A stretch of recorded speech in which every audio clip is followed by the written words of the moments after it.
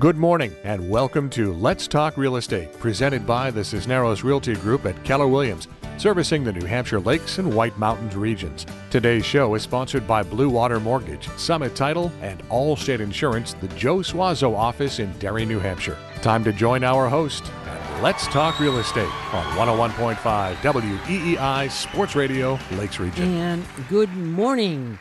My name is Karina Cisneros, realtor with Keller Williams Lakes and Mountains Realty in Meredith, New Hampshire. Our show focuses on all aspects of real estate, and in the next 30 minutes, we'll give you important information that will help you with either buying or selling your home. Today, I am joined by Steve Mangekian, owner of Alpha Home and Commercial Building Inspection, based out of Merrimack and Portsmouth, and they cover all of New Hampshire. Welcome to our show, Steve. Thank you, Karina. It's great to be here. It's an honor to have you on the show. So tell us a little bit about your company. As a realtor, as when I represent a buyer and we make an offer subject to a home inspection, I call a home inspection company or inspector, and they come to see the house. Sure. Is that something that your company does? Yes, we are a home and commercial building inspection. I did my first inspection in 2005, hired my first employee inspector in 2012. Now we have 6 inspectors working for the company. Our typical client is a home buyer buying their home, a commercial client buying a commercial building inspection. We do things like strip malls, convenience stores, large industrial buildings, anything you might find in an industrial park. And we also do pre-listing inspections for sellers wanting to prepare their home for a quick sale. And let me say that this is one of the most overlooked, best things sellers can do is have a pre-sale inspection. It can save a lot of money and headaches. So for all of you out there that are looking to sell, do a pre-selling home inspection.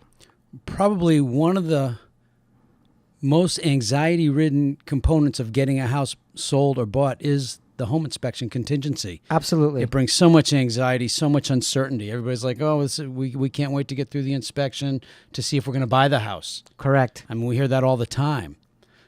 So our job, as we see it, is to prepare the client, which is usually a buyer, to make sure they understand exactly what they're buying, and so that when they do buy it and they move in, there are no big expensive surprises. Correct. That's really our role in now, the whole thing. So have you had a situation where there are these huge deal breakers when they're not really? Sure. We had a situation a couple of weeks ago. The listing agent wasn't happy. Our inspector, we pride ourselves on doing a very thorough and what we call a non-alarming report. That's I think very fair. Non-alarming. We know that our client did not hire us to talk them out of buying the house. Correct. Sometimes they know. Here's what's happening to what we're finding now.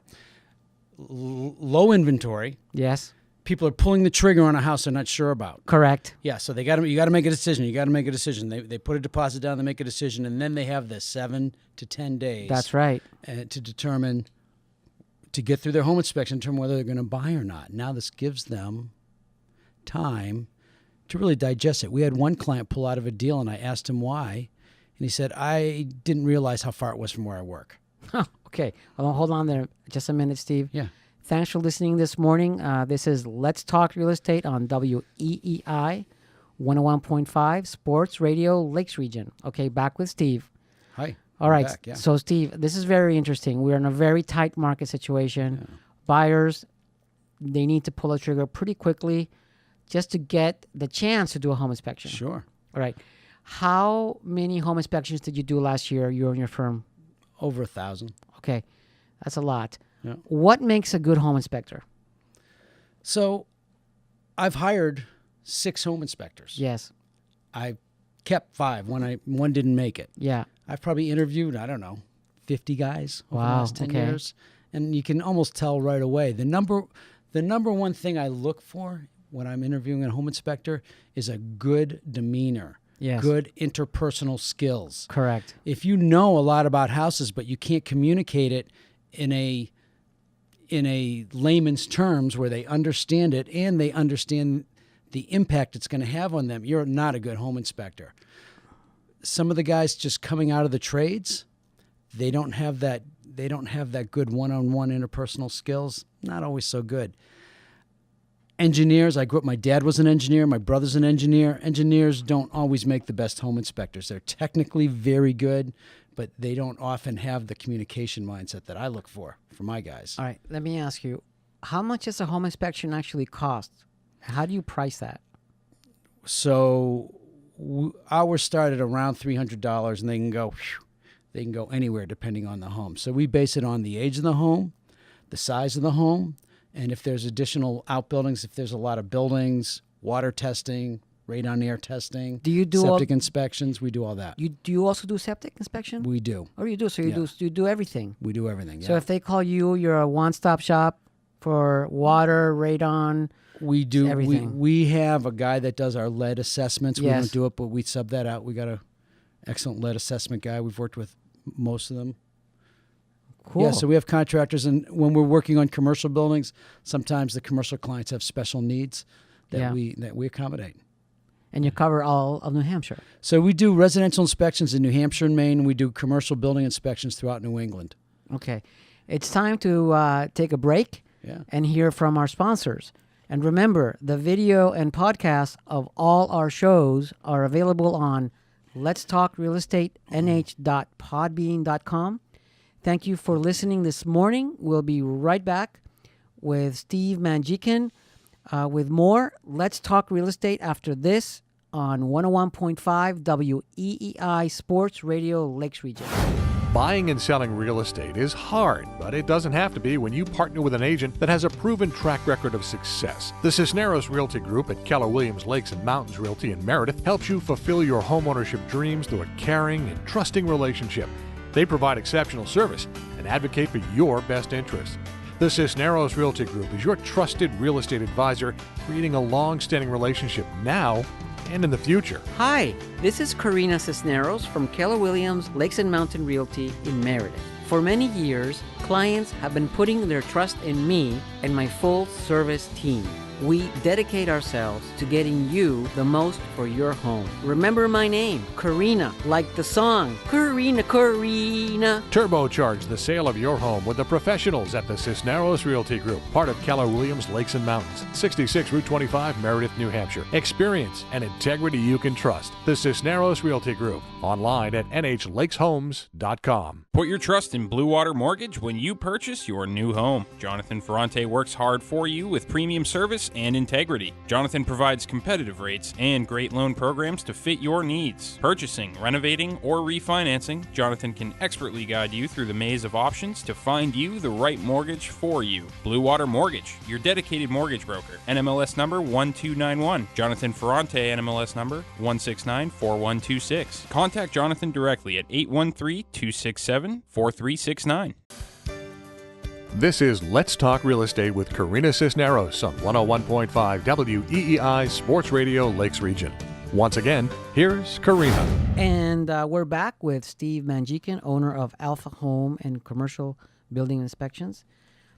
Steve, we've been talking about home inspections. Yep. You are a home inspector yourself. You've been doing it for a long time. Since 2005, I did my first inspection in 2005. Yep. For our listeners, give us an example of when your buyer was so happy they did an inspection, because had they not done one, it would have been pretty bad. So this was a long time ago. I don't know, 12 or 15 years ago. I'm on Francistown Turnpike, and there was a home that used to be a cooperage. They made barrels. I meet the client out there. Was a gentleman. I give him a little preamble, telling him I'm going to inspect this and I'm going to inspect this. And he goes, whoa, whoa, whoa, whoa, sir. Don't worry about that. We're not buying the house. I go, you're not buying the house? Why am I here to inspect it? He says, because my wife thinks we're buying the house. and then she's going to read your report, and then we're not going to buy the house. Oh, my God. That's the funniest thing I've heard. Like, okay. Okay. That's a good one. Underneath the old cooperage, Yeah. it was just on granite stone, wooden structure with a dirt crawl space. There weren't even poured footings. And there was things living under. I crawled under there. We crawl spaces, which is probably one of the worst parts of our jobs. What is some serious bad things that you've uncovered that maybe nobody knew were there, but you uncovered? The most common thing that we discover, I think, that people have no idea is attic mold. Attic mold. You probably see it all the time, making deals more difficult to close. We do. It's really a pretty simple fix. It's finite. Yeah. It's not like, we don't know what to do. There's guys all over the state that do it. Yeah. But that seems to really... So my experience with mold, what I've learned is that mold is not that strange to have in a house. It's everywhere. It's everywhere. Yeah. Now, you can clean up the mold, have somebody remediate the mold, but what I have learned as a realtor is you have to repair... Here's how we characterize it. Whatever caused the mold in the first place. Correct the conditions that are causing it. Exactly. Correct the condition that's causing it before you fix it. Exactly. You don't want to fix it and have it come back. Right. You don't want to fix it and come back. Yeah. So mold needs 4 things to survive. Okay. Can you name any of them? Moisture. Yeah, it needs moisture. Oxygen. Well, we assume it has oxygen. Okay. More moisture and more moisture and more moisture. It needs moisture. Yeah. It needs temperature. Okay, correct. And it needs food. It needs 3 things. I said 4. Okay. And it needs food, which is organic material. Correct. Paper, wood, anything else. So if you take away any one of those 3, the mold can't survive. Oh, okay. So usually the one we take away, you're not going to take the food away. You're not going to get rid of the wood. Yeah. You can't really control the temperature, so you got to keep it dry. Yeah. So in attic mold, it's usually caused by improper ventilation, proper insulation. Correct. Where hot meets cold. What happens when you take a cold Heineken out of the fridge in July? Right. It sweats. Yep. So if you have hot air coming from the house going into a cold attic, it's going to create condensation and moisture. Yep. Add ventilation, add insulation, you're good. Clean the mold, you're done. So it's pretty simple. I mean, But why are people so afraid of mold? You know what? Here's what I think may have happened. About 10 years ago, there was, I think, a 60 Minutes show about mold, and people were tearing down houses. I think it was in Florida. Okay. And it went viral. It went viral. About mold causing, problems in houses, Okay. Well, it's time to take a break. I want to thank Steve Mangekian from Alpha Home and Commercial Building Inspection. Thank you so much, Steve, for being on our show. I had fun too. Yeah. And remember, the video and podcast of all our shows are available on letstalkrealestatenh.podbean.com. Thank you for listening this morning. We'll be right back with more Let's Talk Real Estate after this on 101.5 WEEI Sports Radio Lakes Region. When you purchase or refinance your home, you have a choice in who takes care of your title, deed work, and the closing. Summit Title has earned a reputation for accuracy, dependability, timeliness, and flexibility. They work with you on your timetable to ensure a smooth closing regardless of the complexities that may be involved. When your loan officer or real estate professional asks you who you want to use for your closing, tell them you want Summit Title. You have a choice. Learn more at stscorp.com. Summit Title Services, your closing resource in New Hampshire, Maine, and Massachusetts. Let's face it, shopping for insurance can be time-consuming. That's why when it comes to your auto, home, and life insurance needs, make things simple and trust the experts at Allstate. This will help you get the coverage that fits your needs while helping you bundle your life, home, and auto policies. Bundling saves money, sure, but it also saves you time, so you can enjoy the things that matter most even more. Contact Derry Allstate agent Joe Suazo today for a free personalized insurance proposal. Allstate, are you in good hands? Life insurance offered through Allstate Life Insurance Company and Allstate Assurance Company, Northbrook, Illinois, and American Heritage Life Insurance Company, Jacksonville, Florida. This is Let's Talk Real Estate with Karina Cisneros on 101.5 WEEI Sports Radio Lakes Region. Once again, here's Karina. And we're back. This is Karina Cisneros. With me in the studio, we have 2 amazing special guests. We have Randy Miller, who is operations manager of Lamprey Septic, and Scott Lamprey, who is 3rd generation owner of Lamprey Septic. And as you can tell, this segment is going to be all about septic tanks and septic systems. So give us a little bit of history of Lamprey Septic. The company was started in the 50s, but I took over from my father in 92. And then we expanded by buying a company in Meredith, Suburban, in 95. We have 10 employees. We give a variety of services, which I'll talk about later.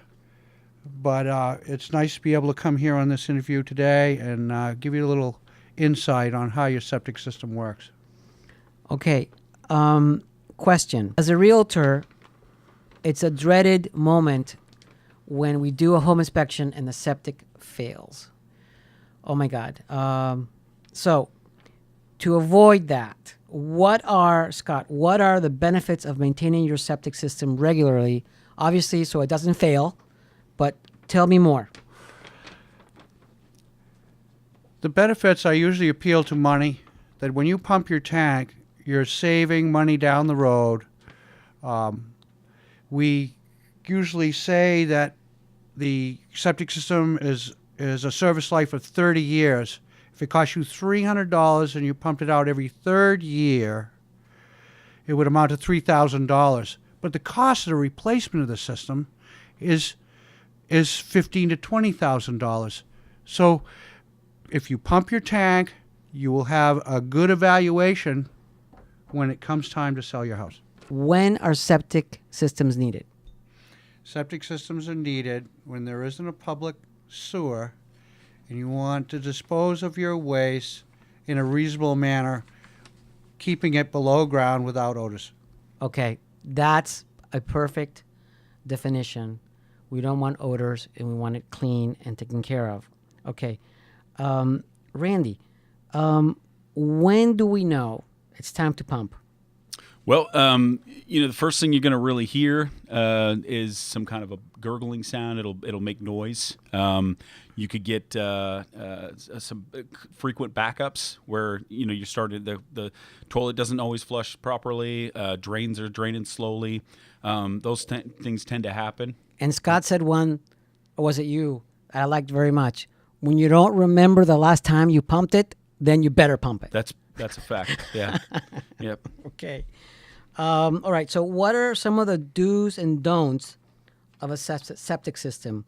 What should be flushed and what you should not flush? Sure. I have teenage daughters and a son, and they use the bathroom, and they like to load up on the toilet paper. And so if you're using thick, triple ply, whatever, toilet paper, sometimes that can put a stress on the system, Yep. So you want to be careful what kind of toilet paper you're buying, honestly. And then you also have, objects, any kind of objects at all, and I won't get into details, but, feminine products, different things that people flush down the toilet, these can become pretty hazardous to your system, as well as, probably the most common one is antibacterial soaps. A lot of people use them. I don't want to tell people not to use them, but if you're going to use antibacterial soaps, one thing you really need to understand is that once they enter into your septic system, they're still killing bacteria,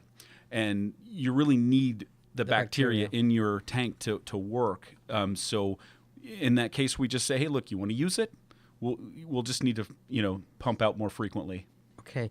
One final question here for Scott.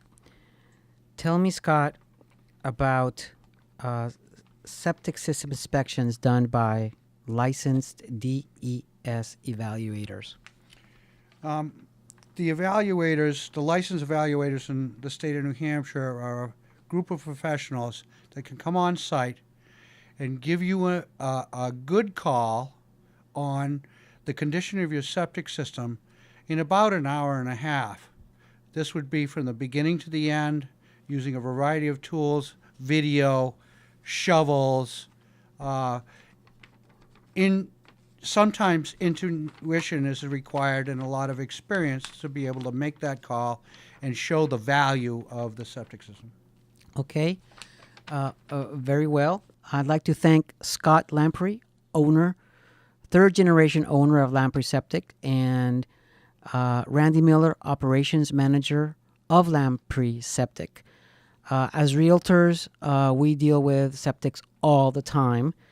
I've learned quite a bit of about septic systems in my career.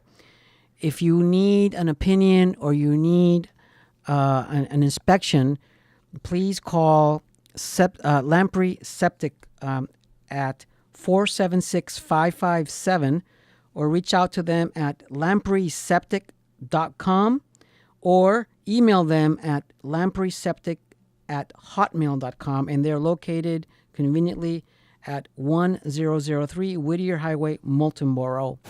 And welcome back. This is Karina Cisneros with Let's Talk Real Estate, and with me, a very special friend and guest. We have in the studio Julie Marsh, Executive Director of Winnisquam Marine on Lake Winnisquam, and Winnie Marine over on Lake Winnipesaukee. Welcome to our show, Julie. Thanks, Karina, for having me today. Julie, you and I have known each other for some time. I know your father. I know your brother, Ryan. I've bought and sold 2 boats with you and your family. Yes.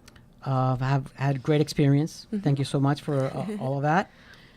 We have a new segment on our show. It's called My Lake, My Boat, and Julie is going to be our first guest to tell us about things boating.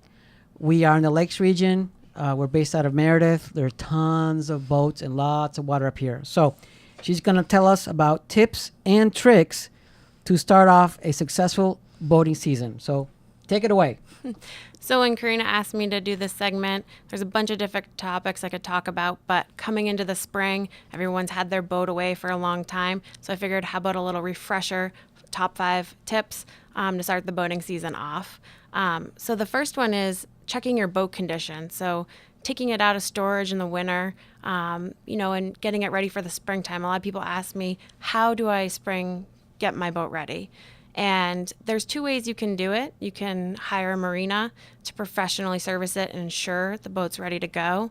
Or you can, do it yourself by checking the battery. And we've listed this out. We have a blog post as well that will be posted on our winnisquammarine.com website. So, you want to start the boat up, make sure there's no animals living in it over the winter, and, make sure horns. What's the worst thing that could go wrong if a boat is not prepped properly before the season? Yeah, so if people don't de-winterize the boat correctly, or they might not know that there was an animal living within the engine, they could break down on the water, and a lot of people get nervous about that. What if, unbeknownst to them, there was water in the engine block over the winter? Bad. Yeah, real bad. So they would want to bring it to a marina. Real bad. And they would find that out by checking their fluids. They would see water in their oil. Okay. All right. What's the next tip? Review safety items. So you want to make sure before your first voyage that you have life jackets for everyone on board, that kids under 12 are wearing a life jacket. You want to make sure you have a horn that's operable or a whistle, a throw cushion, and a fire extinguisher. Some other good ideas. A lot of people ask me, well, State of New Hampshire has a list. That's great. But what are some other items that you would recommend as an avid boater?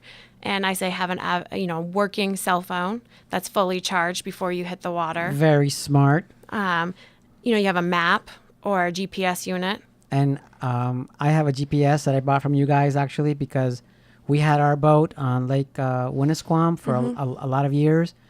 And we decided to be kind of brave and go to Lake Winnipesaukee. But I said to my son, I'm only taking my boat there if we get a GPS, because I do not want to have an accident. And thank God we have not had an accident, and we have a GPS. Okay. Yes. What's the next one? First aid kit, and then a paddle. Definitely a paddle, because you don't want to be up a creek without a paddle. In this case, you don't want to be on the lake without a paddle. Okay. Also, you kind of want to stock up on new gadgets for the season, and a great way to check this out is at either one of our locations. We have a lot of new cool stuff. So whether it be Lake Winnie gear, hats, sweatshirts, all the clothing necessities for the lake, so you're in style. We also have, for pontoon boats, a diving board now that people are really liking. Yeah. A diving board, huh? Yep. Goes right on the back of the boat. It's a sure entertainer for the sandbar for all your kids. So, besides that, what's the latest trend out there for boating? I know you do boat shows in Massachusetts. So what are you seeing out there that is super cool this season? pontoon boats is the way to go with some new layouts. They've got some new bar layouts. They've got some new lounge layouts that have beds that flip-flop in the back. So if you have kids that are young, you can be at the sandbar on the back of your boat lounging, but you're really close to the water to your kids. Thank you, Julie, for being on the show. Julie is Executive Director of Winnisquam Marine and Winnie Marine on Lake Winnipesaukee. Good friend and super boat knowledgeable. Okay, join me and my team next Saturday morning at 8:30 for another episode of Let's Talk Real Estate. And if you or someone you know is looking to purchase a new home or sell, please contact me and my team at the Cisneros Realty Group located at 66 Route 25, Meredith, New Hampshire. Direct 603-273-6160. Office 603-569-HOME. Find us on Facebook, Instagram, YouTube, or on our website at nhlakeshomes.com.